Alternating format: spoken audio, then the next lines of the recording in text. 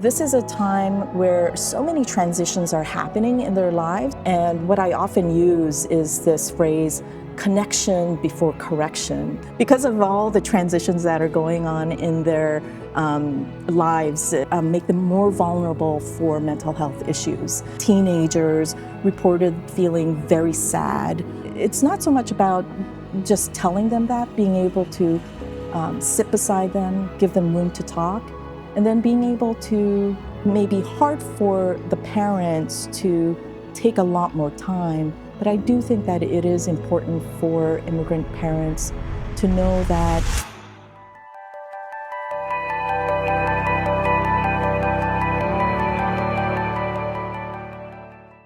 Hi, my name is Monica. I am a licensed psychologist and a biblical counselor. I've also done youth ministry in a church for over 29 years. In addition, I have 3 young adult sons who have gone through all of the teenage years. First question, what is one thing you wish parents understood about teenagers today?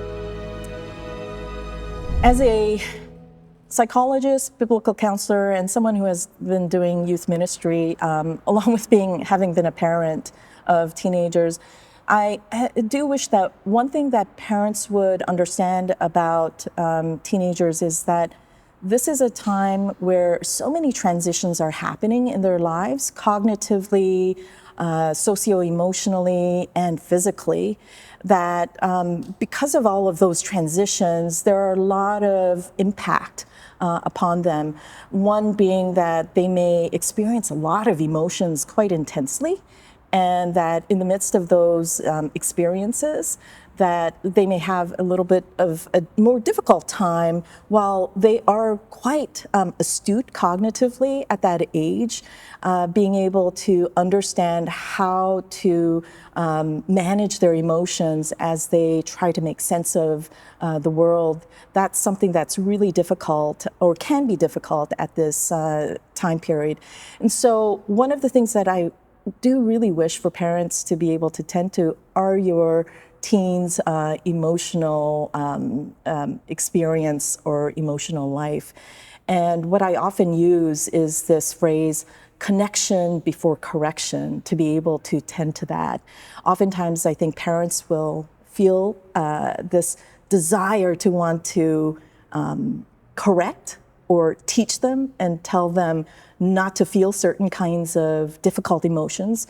But what they actually need is for the parents to relent, restrain themselves, and connect with their teens' emotions before correction.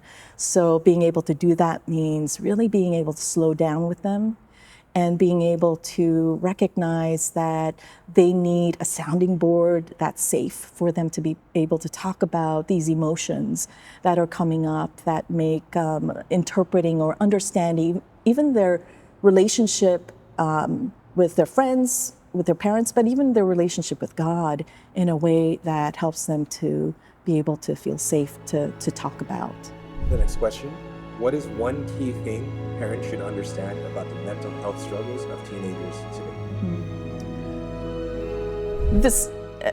This next answer, one key thing that I wish parents would know about the mental health of teenagers today actually links to the first question. Because of all the transitions that are going on in their lives in terms of, again, physical, cognitive, socio-emotional development and growth that's happening all at once, that can also put them at higher risk or make them more vulnerable for mental health issues.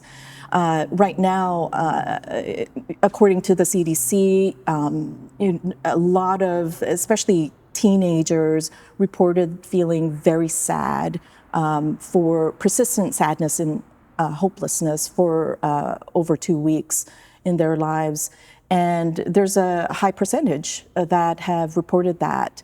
And so given that such a high percentage of teenagers are sharing that they are feeling very sad or depressed, it's important for parents to be able to, again, tend to their emotions, help them feel that there is a safe place for them, a safe haven for them to be able to talk about what has been hard and be able to bring the hope of Christ alongside to be able to help them know that they are not alone in those really hopeless experiences, that there is a living hope in Christ.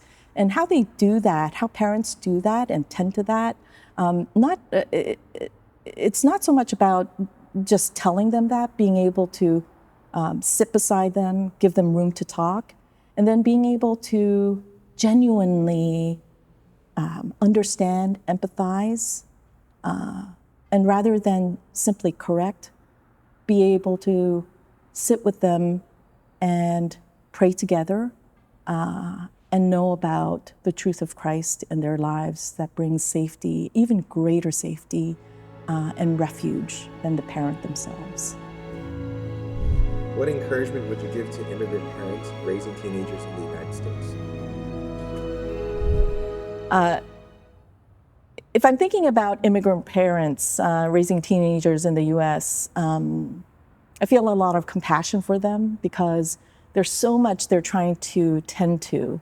They're trying to themselves take care of their children or their teens and be able to adjust to all the changes that are going on from their home culture to their new host culture. And so they're acculturating and trying to make sense of all of the ways in which they can understand and settle in. And so there's a lot going on for them. And so I feel a lot of compassion for them. In addition, not only are they acculturating, but also their teens, their children are acculturating to this new culture.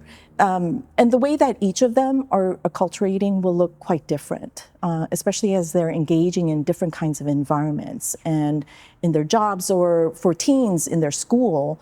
And for teens, there are so many things that they're trying to adjust to, not only the school system, the culture, understanding it, but also being able to understand the language, being able to communicate in a way that they feel comfortable. So there are a lot of things that both the parent and the teenagers are trying to adjust to, and at different in different environments, but also in different kinds of speeds.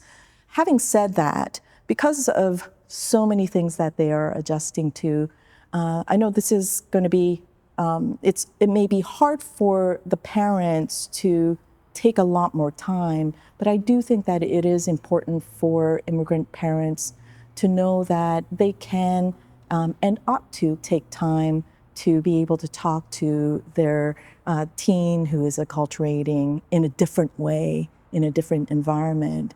And to be able to walk alongside them means that that while they have their understanding and experience, that their teens' experience will look quite different. And so taking time to ask a lot of questions, not in a way that is intrusive and bombarding them, but being able to be compassionate, kind, and pacing it at a way that they give them space to reflect on all of their experiences that they're trying to make sense of. Whether it might be experience of the different language and the impact on the teen, whether it might be trying to make sense of the communication changes that are going on culturally for them, the impact on them regarding that, but also in terms of even if they experience racism, because that is really real. As a psychologist, I know that a lot of Asian Americans have reported experiencing a lot of racism. Over 50% have identified that. And so given that, there are experiences of racism, the teen might notice it, experience it, or struggle with it, try to make sense of it, and for parents to walk alongside and give them space to talk about it and support them, that will be really important. So I do encourage them in the midst of a lot going on, that they are carrying heavy burdens. Sola Network exists to influence the emerging generation of Asian Americans and those who lead them with the gospel of Jesus Christ. Find our articles, book reviews, podcasts, and more at sola.network. If you would like to partner with Sola Network through collaboration, networking, volunteering, or giving, please contact us through the website.